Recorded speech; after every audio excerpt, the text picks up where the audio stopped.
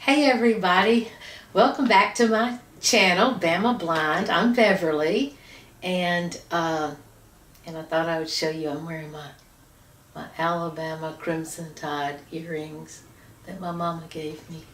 I'm so proud of them. Anyway, I thought I would talk to you a little bit about my experience with the Seeing Eye Incorporated in Morristown, New Jersey, because that was such a life-changing experience for me. I think in a previous video I talked about the application process, but once I was accepted, I prepared myself mentally and emotionally to do this type of intensive training, and I had no idea what I was signing up for. I just knew I had to do it, and that's one of my characteristics. I think one of my personality characteristics that I've learned about myself over so many years, that a lot of times I totally ignore the difficulty degree that something might have. And I kind of innocently put that in the back of my mind and don't think about it in detail. And that's very good, in that I'm such a positive and optimistic thinker. But on the other hand, on the flip side, I don't think about details that sometimes I might need to think about. Like, for example, the fact that the Seeing Eye training is extremely intensive. And although, like I explained in earlier videos, I have been in my younger days very competitively, very athletic, and I haven't done a lot of that in the last few decades. So at age 59, getting my first Seeing Eye dog I knew was going to be physically challenging. They had already explained that the days were going to be long and you'd be tired at night. Well, I've had kids, I've had children, I've had grandchildren, I have gotten up in the middle of the night, I've had children and grandbaby attached to me at the hip, at some point, because that's what you do when you're a mom and a grandmother. So that part of it didn't bother me, that I would be responsible for or really tethered to this living creature. It was just, could I physically do this? I was confident that I emotionally could do it. I was so ready for it. So I packed my bags, and it took me a good week to pull out my suitcase, because I'm a planner, and I also enjoy things like I enjoy clothing, let's just say. So I'm the stickler for what kind of slacks go with what kind of shirts, go with what kind of shoes, go with what kind of earrings, or rings, or even makeup palettes. So it took a while, because I can't see, to pack all that in the bag that was necessary to take. And I can't not tell you that I didn't get out of here with one suitcase. I ended up with 2 suitcases. But I thought, I gotta have rain jackets. I went in the fall. I gotta have warm jackets. I gotta have warm clothes for dog hair and grooming and outside stuff. And I've got to have decent clothes, because I'm going to be in town, and I'm probably going to be seen by other people in Morristown or even New York City, because we were traveling to Manhattan on a field trip. So I thought, I'm certainly not going to embarrass the school by showing up in my grunge clothes, as I call them. So, and I enjoy, like I said, dressing up. So So I find I'm a person that I keep things simple. Most all of my clothing is black and white and red and gray. I have some brown. Well, right now I have no brown actually, but I have Gretchen. Let me do a correction. Gretchen, no barking. No barking. Good girl, no barking. Good girl. But anyway, so I was able to pack my suitcase and put my shoes, very comfortable walking shoes, all in a bag and head off to New Jersey. And so, Gretchen, come. No barking. No barking. There are people walking around outside and she's barking. So I planned the wardrobe for the fall, and that was good, and that had to be done. And I got on the plane in Birmingham, Alabama, and then had a change of plane somewhere, and then I ended up landed in New Jersey, and they meet you with several employees from the Seeing Eye that are there to help you at your baggage claim. And it just went so smoothly. I ended up being on an airplane with another schoolmate, another classmate that I didn't know yet, Zach. And Zach could see a little bit and I could see nothing. So I couldn't look across the aisle and see, hey, there's another blind guy sitting there. And I guess he couldn't look across the aisle and say, oh gosh, there's another blind girl sitting there. So Zach and I were on the same aisles, but we didn't know each other until we got off the plane. We were waiting on the people to help us with our stuff from Seeing Eye. And there were 4 of us that came in on the same plane. I mean, not on the same plane, but at the same time, different planes. And they had a nice van ready to pick us up with all of our luggage and everything. There was no problem with that. And we zipped off to the Seeing Eye campus, and we were oriented to the public spaces first, and then shown where our dorm rooms were going to be. And mine was upstairs. And at the Seeing Eye, you have your own room, which is almost like a suite. It's pretty large. It's got a full-size bed. It's got an Alexa. It's got a private bathroom, 2 closets, plenty of fresh air. I love opening the windows for fresh air, and so it was just ideal.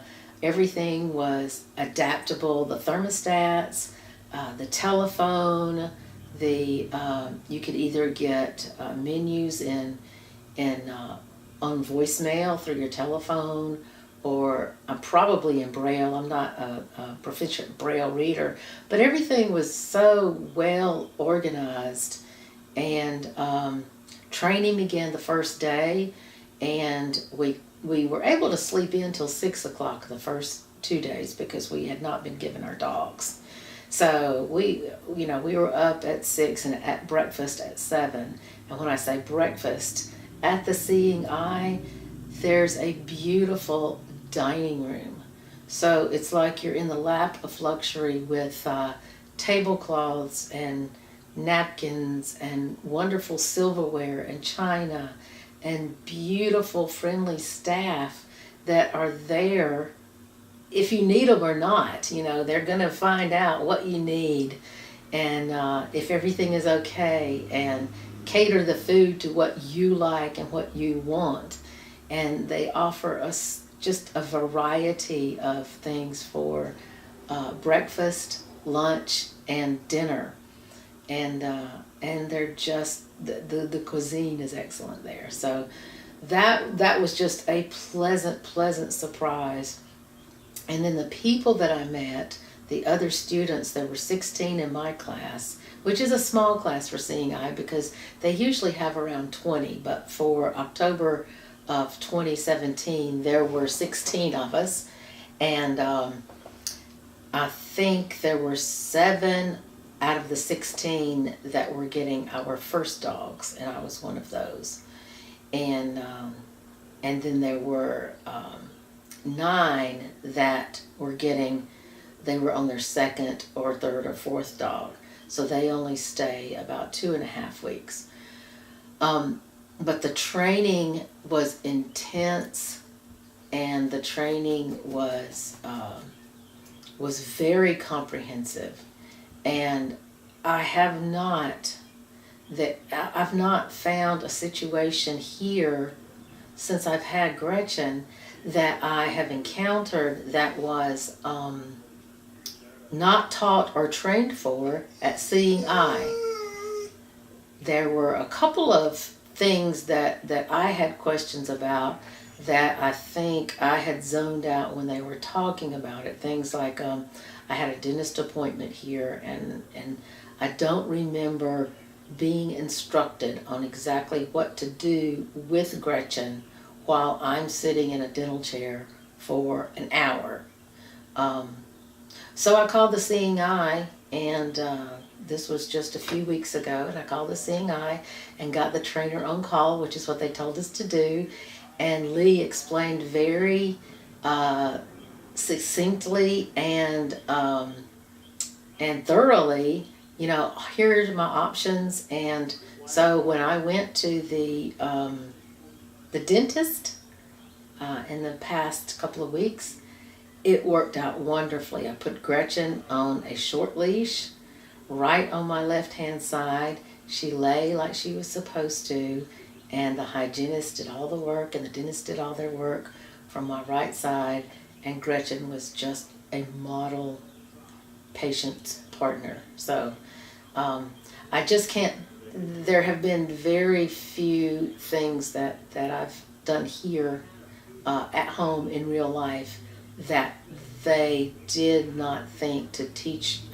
I go through so many things. Oh yeah, they taught me that. Oh yeah, I remember they told me about this. Oh yes, I remember. This is what we were trained on, so I'll do this. So it seems like every scenario that I encounter, and it's unexpected usually, I go back to that training, and the training is so thorough, and the trainers are so patient, and it just made for a wonderful experience, even though it was I call it boot camp for blind people. And again, at age 59, I got up every morning at 4:30 because I'm the type that I like to shower, I like to wear makeup, I do my hair, get my clothes, and they need to be, dog hair free, so I de-hair those. And it's off to park time, which is the dog relieving itself first thing in the morning. And I taught Gretchen there. They had this beautiful, big, huge lounge area that was, 20, 30 yards from my room. And in this student lounge, they had this awesome coffee machine. So every morning I would get my cup of coffee, and I trained Gretchen that, look, we get my oxygen mask on first, and then we take you downstairs for park time. So I just, it was such an awesome experience. Come here, Gretchen. Come, sit. There you go. Get her to sit. Good girl. But it was such an awesome experience. And we walked miles and miles every day. The trainers would go with us first, and then they would look from afar and sometimes pair us up into pairs. Sometimes we would go solo with our dogs. But the opportunities that we had and the different situations that we were exposed to was so comprehensive that so far I haven't found any area, again, like I said, that wasn't prepared for through the training. And I'm really, really excited because one of my classmates, George, who has a shepherd that was kenneled with Gretchen and was trained with Gretchen before we ever got there, his dog is named Yankee. And George, Yankee, and George's wife are coming to visit us in Alabama, and they live in Canada. So they're wintering it in Florida, and to get to Canada, they're veering off of their route and will swing by our house in Alabama, and hopefully we'll be able to show them some really good Southern hospitality. But I'm just thrilled that that George and his family would consider doing that, and we're eager. George and I have corresponded. We're eager to see if Yankee and Gretchen remember each other, since Yankee's probably 75 pounds. Gretchen is 57 pounds. So she's a girl and he's a boy, and we trained together in Morristown. So we're hoping that we can get around here, kind of like we tried to do there. Of course, we won't have our trainers with the eyes on us, but you know, maybe I can grab a spouse, or maybe George can grab a spouse, and we can walk together, maybe as a foursome. But I had to share with you my thoughts about the Seeing Eye training. It is just a wonderful, wonderful guide dog school. And if you're considering it at all, I would be happy to answer any questions or comments that you might have for yourself or for somebody that is close to you. I know I need to end the video, but I've got to share that one of the first places that I went here in my hometown after getting Gretchen was to a new coffee shop that we have, and that was an experience within itself. And one of the patrons in the coffee shop said, did you get your dog in New Jersey? And when I answered yes, I got her the Seeing Eye, she said, my brother is blind and he's just completed the application process for a Seeing Eye dog. And so, you know, you just get to know people. Dogs are so well received in the public anyway. But I thought, how cool, this is not a very big town, and it was a tiny coffee shop. So for another patron to be having coffee and ask about that, and have a brother who was going to be going through the same thing that I had just completed, to me was just providential. So I said, I'll be happy to answer any questions, and she put me in touch with him. And I'm thinking, this is what it's all about. It's community, it's connection, and the Seeing Eye has provided that to me, along with this absolutely magnificent animal. So I hope you've enjoyed this video and learned maybe something, and I will talk to you next time. See you later. Bye-bye.